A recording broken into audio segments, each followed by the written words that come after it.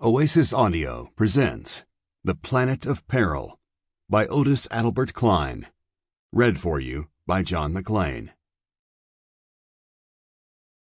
Chapter 1. The Abduction. Robert Grandon stifled a yawn with difficulty as the curtain went down on the first act of La Tosca. Opera bored him utterly. He silently wished that his well-meaning aunt would not drag him with such clock-like regularity to these monotonous matinees. She had taken a box in the Chicago auditorium for the season, and so far he had not escaped a single performance. Not that there was anything wrong with the opera. The trouble was with Grandon himself.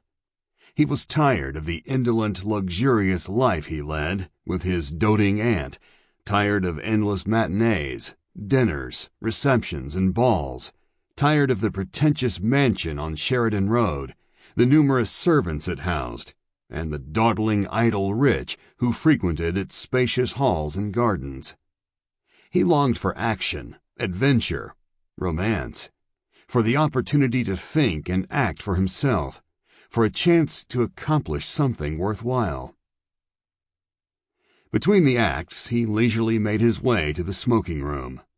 He was a handsome, well-built youth, just turned 22, and not a few pairs of admiring feminine eyes were covertly turned to glance at his broad shoulders and curly black hair as he passed through the lobby.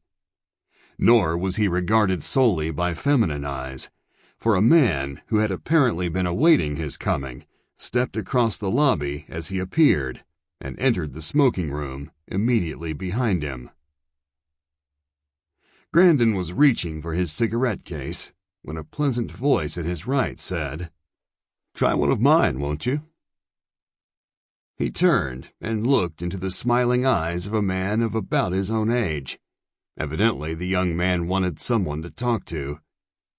Grandon accepted with thanks. "Excellent show, don't you think?"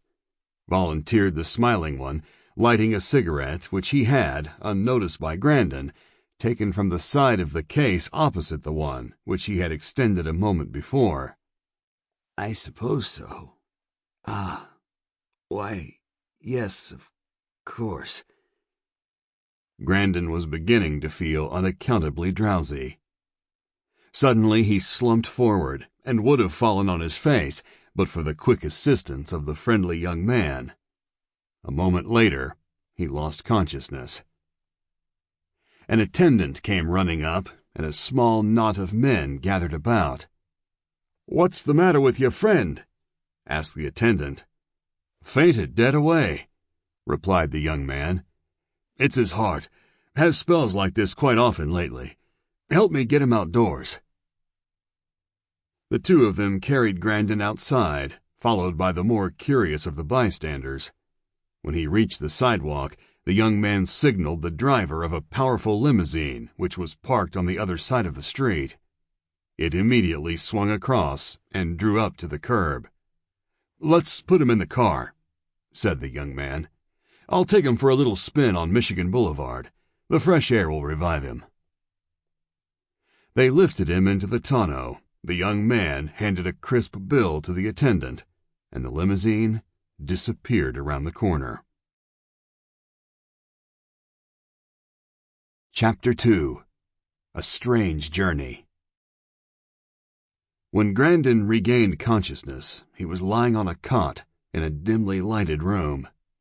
He looked about him in bewilderment, for instead of the tastily decorated bedroom, with its costly furnishings in which he had been accustomed to awaken, he saw 4 bare concrete walls, a heavy oak door studded with many large bolts, and a small window fitted with powerful iron bars more than an inch in diameter.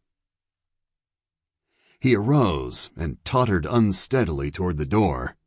It was evidently locked from the outside, for he could not even rattle it. He went to the window and peered out. Night had fallen, and a myriad twinkling stars looked down at him from a clear sky. Not a tree, house, or earthly object of any kind was visible. There was only the starry sky above, and the black void below. Sample complete. Ready to continue?